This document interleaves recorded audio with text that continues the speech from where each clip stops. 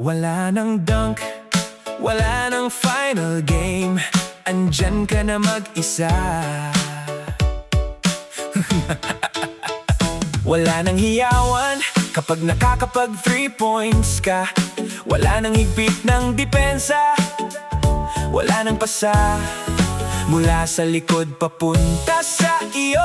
Wala nang bola na i-dribble mo. Wala nang mga maiingay na teammates, wala nang coach na nagbibigay ng payo, wala nang jersey na ipapatahi, wala na ang lahat ng iyon sa huli. Tahimik na ang iyong kinalalagyan.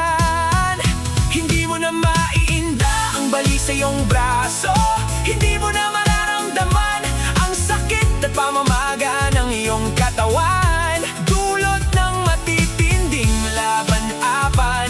Hindi ka na sisigaw sa sakit habang nakikipaglaban sa loob ng court. Hindi mo na mararanasan ang magutom sa tuwing malayo ka sa inyong tahanan.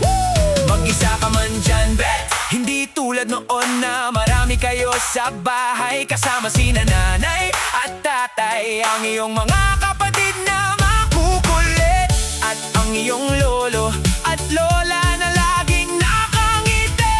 Mag-isa ka man dyan, bet! Pero nandito ang buong Pilipinas na nagmamahal sa iyo. Nasaktan kami kahit hindi ka namin kaano-ano. Mapayapa na dyan, bet! Hindi mo na mararamdaman ang hirap na minsan ay dinanas mo.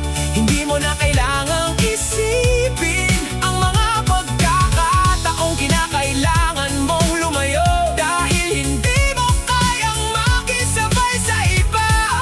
Tahimik na dyan, bet! Wala na ang ingay ng court, wala na ang sigawan ng mga tao na sumisigaw ng Paterbonia! Pahinga ka na, MVP!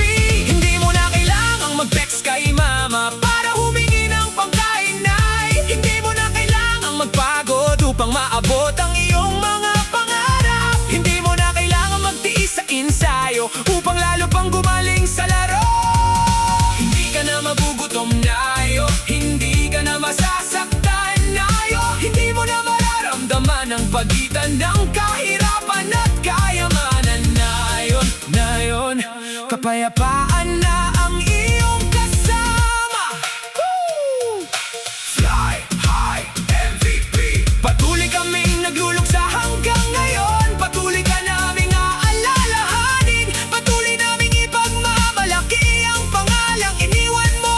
Tulungan mo kaming maghilom at magpatuloy, Bobet, sa bawat sigaw ng Paterbonia. Sa court noon, ngayon naman ay panalangin at pagmamahal.